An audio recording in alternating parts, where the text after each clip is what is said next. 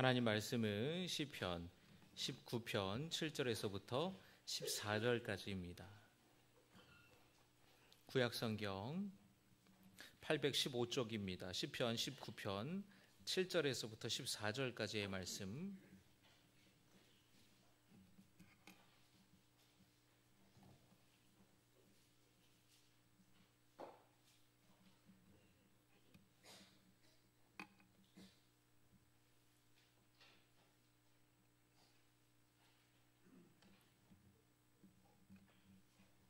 여호와의 율법은 완전하여 영혼을 소성시키며 여호와의 증거는 확실하여 우둔한 자를 지혜롭게 하며 여호와의 교훈은 정직하여 마음을 기쁘게 하고 여호와의 계명은 순결하여 눈을 밝게 하시도다. 여호와를 경외하는 도는 정결하여 영원까지 이르고 여호와의 법도 진실하여 다 의로우니 금 곧 많은 순금보다 더 사모할 것이며 꿀과 송이꿀보다 더 달도다.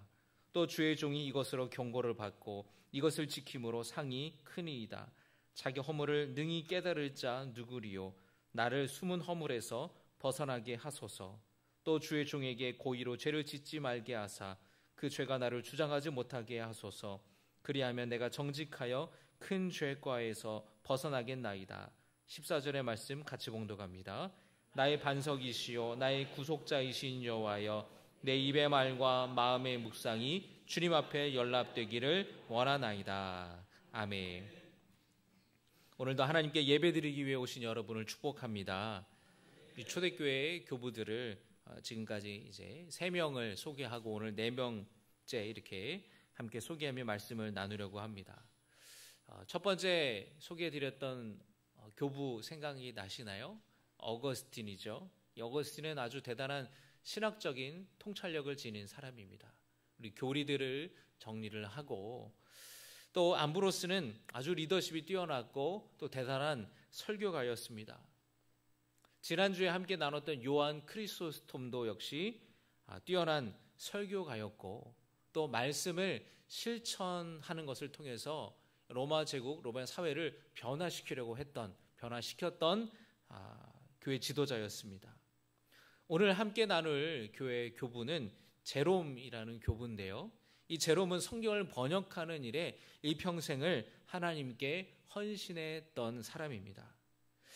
이 제롬이라는 이름을 라틴어식으로 발음을 하면 히에로니무스라고 이야기를 하고요. 영어식으로는 제롬 또는 제로니모라고 부르기도 합니다. 이 제롬은 10대 때 로마에 가서 수학을 배우고 또 라틴 고전 문학을 아주 열심히 공부했다고 하는데요. 특히 그는 키케로를 아주 열렬히 좋아했다고 합니다. 키케로가 누구냐면 로마의 정치인이면서 아주 유명했던 연설가였고 또 많은 문학 작품들을 남긴 사람이었습니다. 그래서 로마의 공식 언어인 라틴어의 표준이 되는 그런 표준을 마련한 사람이었어요. 이 키케로가 쓴 글들이 그 라틴어의 표준이 되었습니다. 문법, 단어 이런 사용하는 문구들이 표준이 될 정도로 굉장히 문장력이 뛰어난 사람이었다라는 것입니다. 제롬은 그것이 자기가 신앙생활하는 데 있어서 별로 걸림돌이 된다고 생각하지 않았는데 어느 날 그가 심각한 병에 걸리게 되었습니다. 그래서 이 생사를 넘나들 때에 그가 꿈을 꾸게 되는데 꿈속에서 이 제롬이 다음과 같은 질문을 받았어요. 너는 누구냐? 너는 누구냐? 그 말에 꿈속에서 이 제롬이 대답했습니다. 나는 그리스도인입니다. 그러자 이런 음성이 들렸습니다. 아니다.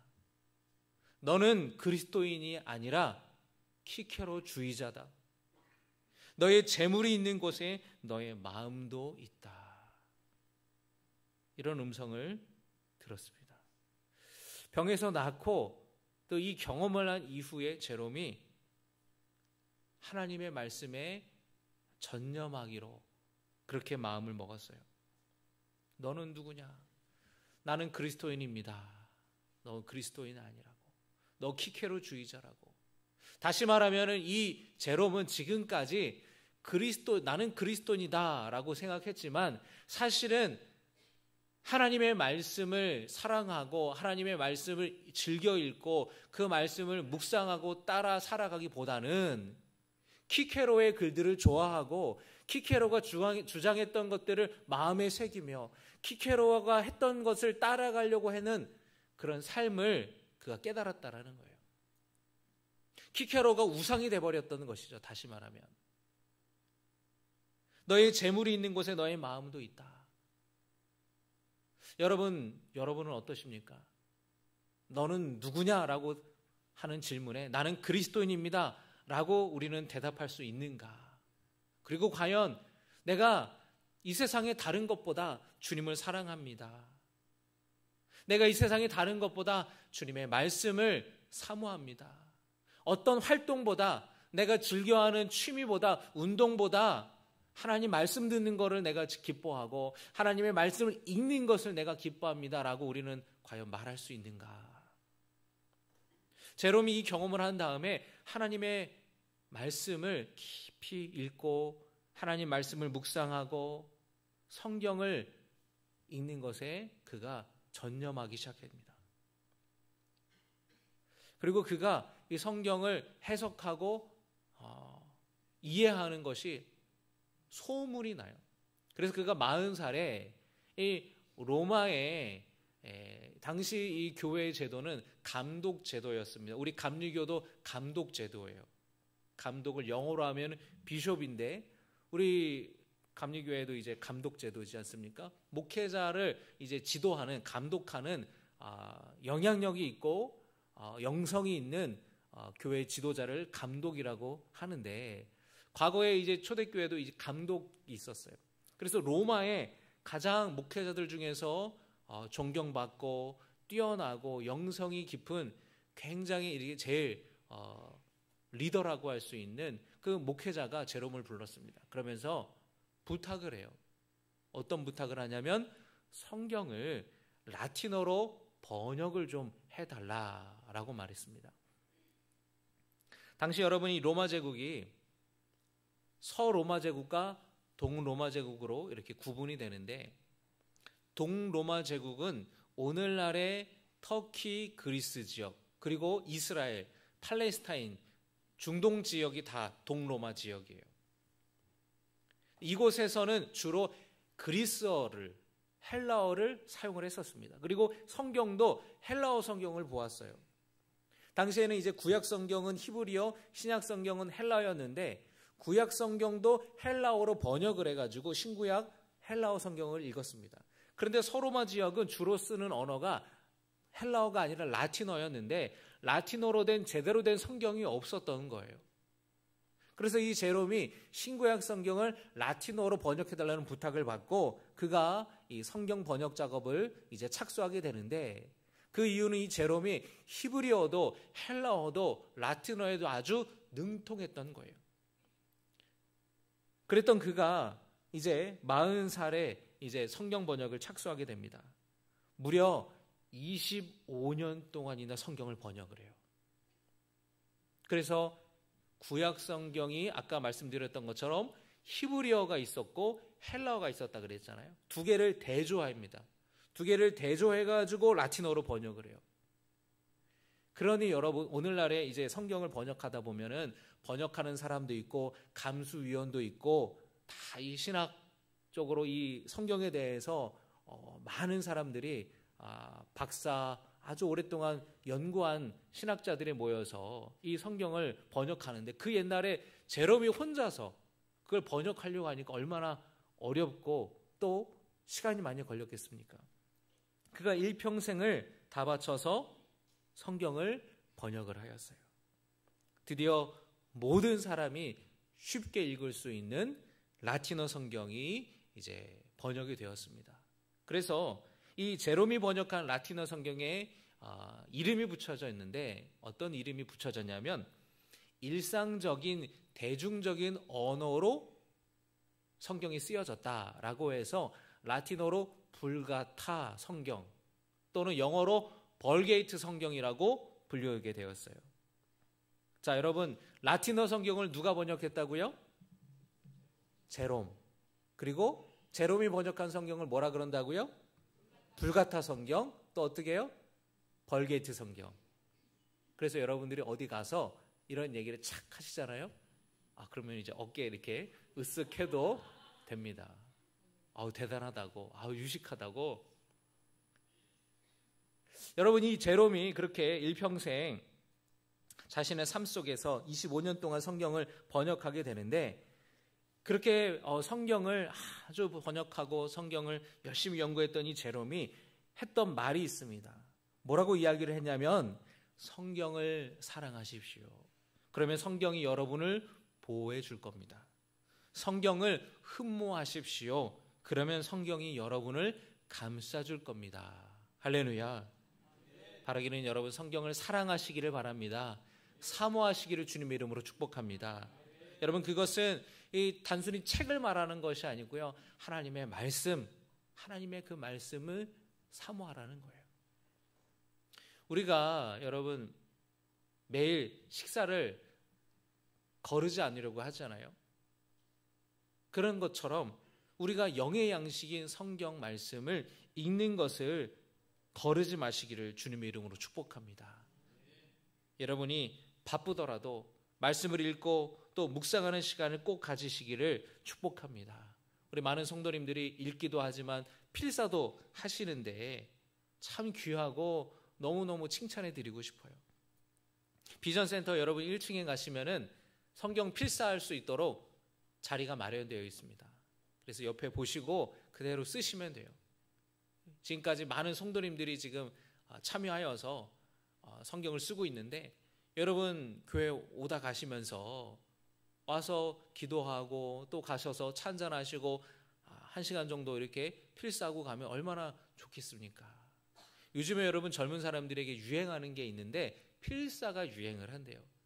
스트레스도 많고 직장 다니면서 힘든, 막 스트레스 받고 마음도 힘들고 어려울 때에 자기가 좋아하는 작가의 시를 옮겨 적거나 자기가 좋아하는 수필이나 이런 문학 작품을 옮겨 적으면서 마음이 차분해진다라는 겁니다.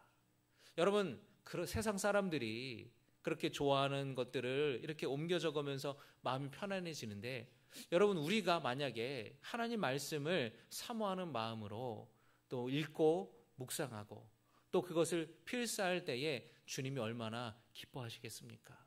그걸 필사할 때에 주님이 주시는 우리의 마음의 참 기쁨과 평안이 넘치게 여러분 가운데 함께 하시기를 주님의 이름으로 축복합니다. 어떤 분들은 성경을 읽는 것에 대해서 부담을 갖고 계신 분도 많으실 거예요.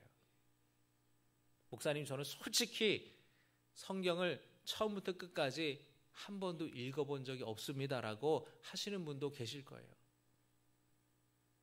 여러분에게 도전을 드리고 싶고 여러분에게 동기부여를 해드리고 싶어요.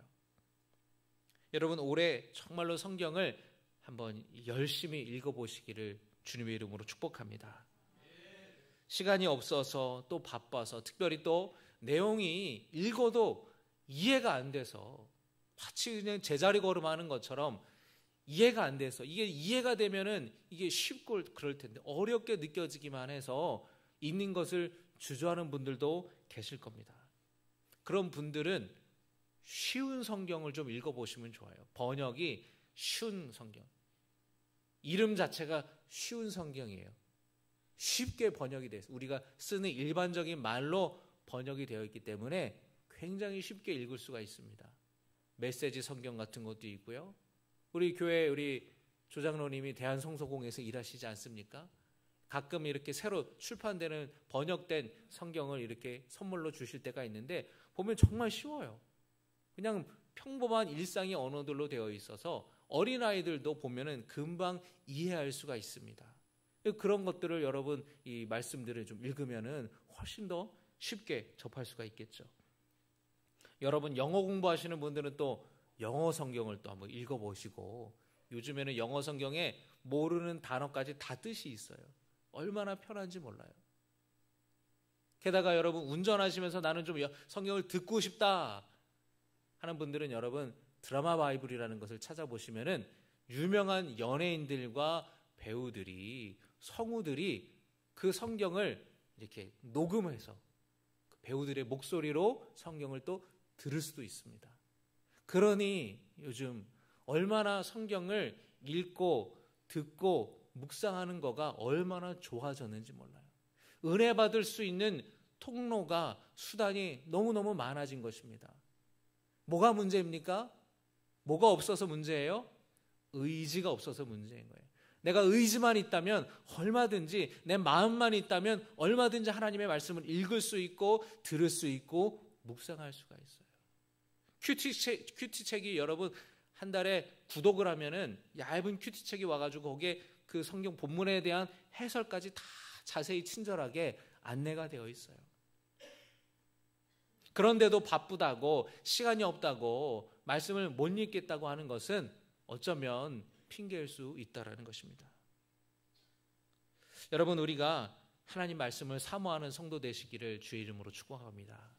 4월부터 목요 성경 통독 다시 시작을 하게 되는데, 목요일 오전에 모입니다.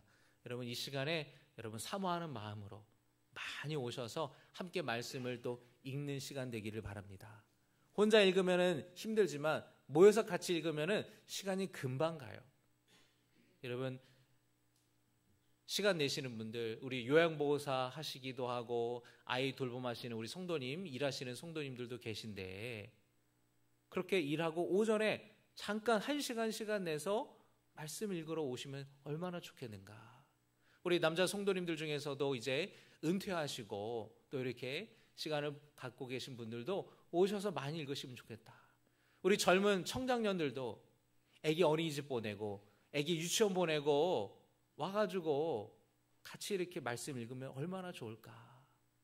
여러분, 이 마음을 그냥 지나쳐 가지 마시고, 아 그래, 이번에 성경 통독할 때는 내가 같이 좀 내가 읽어야겠다. 여러분, 그런 마음이 여러분에게 하나님이 주시기를 주님의 이름으로 축복합니다.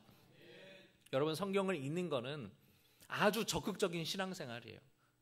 아주 능동적인 신앙생활입니다. 여러분, 어느 맛집이 있다고 누군가가 소개를 해주면 1시간이고 2시간이고 찾아가기도 하고 30분씩 1시간씩 기다리면서까지 그 음식을 맛보려고 하지 않습니까? 그래서 여러분, 요즘에 이 카페들도 얼마나 이 대형 카페들이 많아요. 그 가봐야 그냥 마시는 게 커피일 뿐인데도 거기를 이제 찾아가서 구경하고 또 이렇게 차 한잔하고 시간을 보내러 옵니다. 맛있는 음식 먹어봐야 짜장면인데도 그냥 거기가 짜장면이 맛있다 그러면 막 사람들이 찾아가서 줄까지 서는데, 여러분, 우리가 육의 양식을 먹는 데에는 그렇게 수고하고 애를 쓰면서 영의 양식인 하나님의 말씀을 읽고 듣는 데에는, 묵상하는 데에는 과연 우리가 얼마나 만큼의 시간과 우리의 노력을 기울이고 있는지 우리의 모습을 좀 돌아보기를 원해요.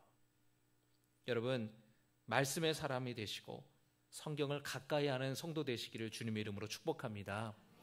우리가 성경을 가까이 해야 되는 중요한 이유가 있습니다. 그것은 바로 하나님께서 성경을 통해 계시하셨기 때문입니다. 할렐루야. 하나님이 뭘 통해 계시하셨다고요? 성경을 통해 계시하셨다. 여러분이 계시라는 말을 오해하시는 분들이 있으신데, 불편해하시는 분들이 있으신데, 왜 그러냐면은 내가 계시 받았는데 라고 주장하는 사람들 때문에 그래요. 그런데 계시는 개인이 소유할 수 있는 것이 아닙니다. 계시의 원래 뜻이 뭐냐면 감추어진 것이 드러나다, 감추어진 것을 나타내다라는 뜻입니다. 하나님께서 창조 안에서 하나님을 계시하셨고, 그래서 우리는 우주와 해와 달과 지구를 보면서 계시된 하나님의 영광을 바라보는 것이죠. 그리고 하나님께서는 이스라엘 백성들 가운데에서 계시하셨습니다. 하나님이 누구신지 드러내셨다라는 겁니다. 하나님께서 어떤 분이신지를 하나님의 일하심을 통해서 우리는 보게 되는 것이에요. 그리고 무엇보다 예수 그리스도 안에서 하나님은 당신을 계시하셨습니다. 여러분 19편 1절의 말씀을 우리 한번 같이 읽겠습니다.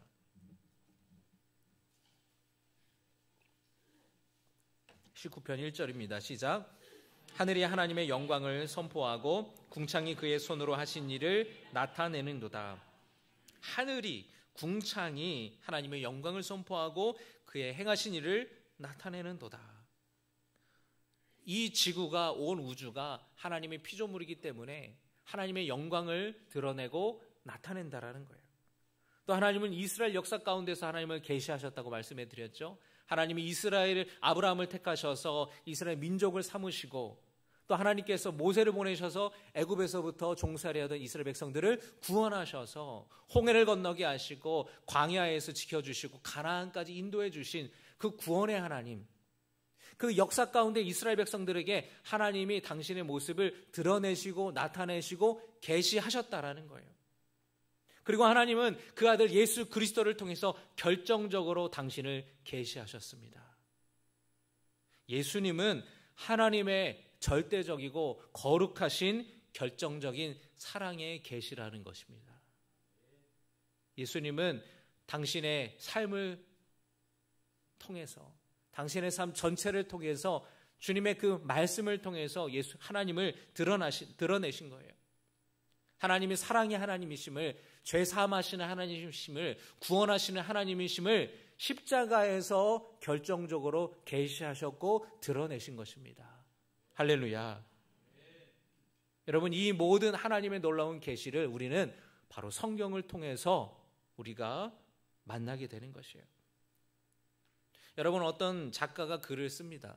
시를 써요. 우리가 시를 읽을 때 우리는 그 시를 통해 작가를 만나게 되는 것이죠. 어떤 소설가가 소설을 씁니다. 그 소설을 읽을 때에 그 소설을 통해서 우리는 작가를 만나게 되는 것이고, 소설 속의 인물을 만나게 되는 것이고, 소설 속의 인물들이 경험했던 것을 경험하게 되는 것이에요. 마찬가지로 우리는 성경을 통해서 계시된 하나님을 만나는 것이고, 성경 가운데에 하나님을 만났던 그 성경의 인물들을 통해서 우리는 또 하나님을 경험하게 되는 것이에요. 그리고 성경은 우리로 하여금 구원에 이르게 한다라는 것입니다. 우리를 하나님의 자녀로 살도록 안내해 주는 것이에요. 캄캄한 밤에 배가 안전하게 항해할 수 있도록 등대가 비춰주는 것처럼 성경은 우리의 갈 길을 비춰주시는 것입니다. 오늘 시편 19편 7절에서 말씀이 주시는 유익에 대해서 전하고 있습니다. 19편 7절입니다. 시작. 여호와의 율법은 완전하여 영혼을 소성시키며 여호와의 증거는 확실하여 우둔한 자를 지혜롭게 하며. 할렐루야. 성경 말씀은 온전하고 완전하다. 그래서 사람을 소성시킨다라고 다윗이 고백하고 있어요. 소성케 하다라는 말은 쇠약하고 지친 영혼에게 활력을 주고 생명을 주는 것을, 회복시켜 주는 것을 의미합니다. 하나님의 말씀을 통해 우리는 위로를 받게 되고, 하나님의 말씀을 통해 우리는 새 생명을 얻게 되고, 하나님의 말씀을 통해 우리는 평강을 얻게 된다는 것입니다. 여러분, 마음이 지치고 공고하신 분들, 여러분 말씀을 가까이 하시기를 주님의 이름으로 축복합니다. 말씀이 주시는 위로를 경험할 수 있기를 주님의 이름으로 축복합니다. 또 성경 말씀은 우리를 지혜롭게 해주신다라는 거예요. 8절의 말씀을 같이 읽겠습니다. 여호와의 교훈은 정직하여 마음을 기쁘게 하고 여호와의 계명은 순결하여 눈을 밝게 하시는도다. 여호와의 교훈은 정직하다 그랬는데 올바르다라고 했어요. 하나님의 교훈은, 하나님의 말씀은 올바른 말씀이라는 겁니다. 그 말씀에 순종할 때 그 결과는 기쁨으로 나타나게 된다. 또 여호와의 계명은 순결하여 불순물이 없다라는 것입니다. 눈을 밝게 하시는도다. 우리로 하여금 세상을 바라보게 되는 통찰을, 새로운 관점을 주신다라는 거예요. 사람들은 한번 생각해 보세요. 여러분의 눈앞에 금이 있다고 생각해 보세요. 그런데 그 금이 조그만 금부치가 아니라, 금 몇 돈이 아니라 금덩이가 있다고 생각해 보세요. 금덩이. 요즘에 금값이 많이 올랐다고 하는데 금덩이가 있다고 생각해 보세요. 여러분, 그러면 막 눈이 반짝반짝거리고 막 마음이 그냥, 얼굴이 이제 흥분돼 가지고 막 벌개지고 막 대단하다 막. 여러분 그 금을 막 여러분 집에 둔다고 생각해 보세요. 그럼 얼마나 그 귀한 그 금이겠습니까? 여러분 다윗은 지금 말씀하기를 금 곧 순금보다 더 사모할 것이며 꿀과 송이꿀보다 더 달도다 라고 이야기를 해요. 하나님의 말씀을 그렇게 사모하라고 다윗은 말하고 있습니다. 앞서 말씀드린 것처럼 그것은 단순히 성경 책을 말하는 것이 아니라 하나님의 말씀을 듣는 것을 사모하고 말씀을 읽는 것을 사모하라는 뜻이에요. 하나님의 말씀을 가까이 와서 위로받고 또 지혜를 얻고 또 삶에 나아갈 방향을 깨닫게 되는 사람은 그 주님의 말씀이 꿀보다 더 달다라는 고백을 하게 된다라는 것이에요. 여러분 이런 고백이 여러분에게 여러분의 삶 속에 신앙생활하며 이 경험이 있으신가요? 성경을 읽는데 옛날에는 들어오지가 않아요.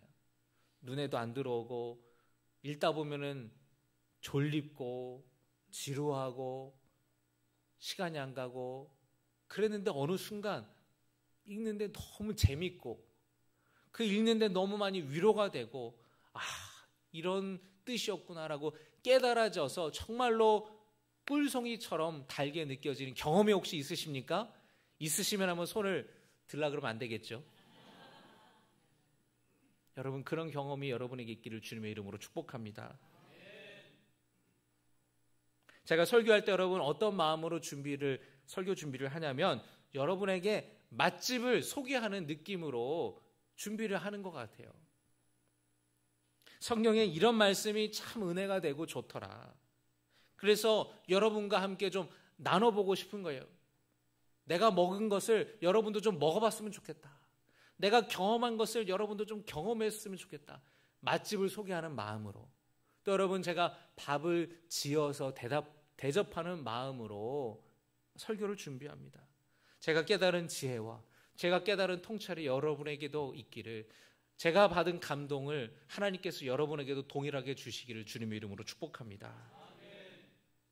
다윗은 이어서 말씀에 대해서 말하기를 때로는 잘못한 거에 대해서도 주의를 받고 말씀을 통해 자신의 허물을 깨닫게 되기도 한다라고 말합니다. 죄짓지 않게 말씀이 막아주신다고 이야기를 합니다. 11절의 말씀입니다. 또 주의 종이 이것으로 경고를 받고 이것을 지킴으로 상이 크니이다. 자기 허물을 능히 깨달을 자 누구리요 나를 숨은 허물에서 벗어나게 하소서. 13절에 또 주의 종에게 고의로 죄를 짓지 말게 하사 그 죄가 나를 주장하지 못하게 하소서. 그리하면 내가 정직하여 큰 죄가에서 벗어나겠나이다. 할렐루야.